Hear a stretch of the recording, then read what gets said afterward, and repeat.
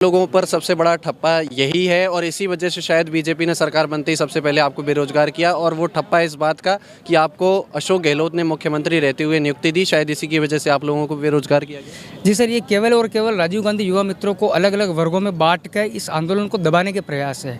हमारे में से किसी भी राजनीतिक पार्टी का कोई कार्यकर्ता नहीं है, हम सरकार के लिए काम करते थे।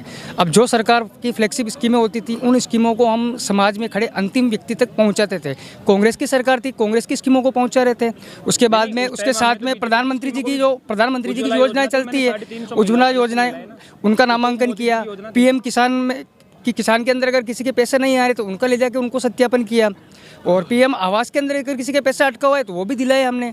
विकसित भारत संकल्प यात्रा में काम कर रहे थे, हमारी ड्यूटियाँ लगी हुई थी 15 तारीख तक। पर अचानक 5 बजे जब हम ड्यूटी ख़त्म करके घर पे आते हैं, एक आदेश हमारे सामने आता है कि अब आप लोगों को बेरोज़गार कर दिया जाता है, अब आप लोगों को हटा दिया जाता है। सर, 5,000 युवा काम कर रहे थे और उन 5,000 युवाओं के साथ उनके परिवार टोटल मिलाए तो 25 से 30,000 लोग इससे प्रभावित है। अब वो 30,000 लोगों की रोजी रोटी कैसे चलेगी? क्या आपको नहीं लगता सरकार को अगर इससे दिक्कत थी तो नाम बदल सकते थे, जैसा विपक्ष के नेता कह रहे हैं कि इसका नाम बदल कर आप कुछ और रख देते, चाहे अटल युवा मित्र कर देते या कुछ और कर देते, लेकिन ये जारी रखना चाहिए? जी सर, नाम से कोई फ़र्क नहीं पड़ता। हम बेरोज़गार हैं, बेरोज़गारों को किसी से कोई लेना देना नहीं होता। हमें सिर्फ और सिर्फ रोज़गार से मतलब है।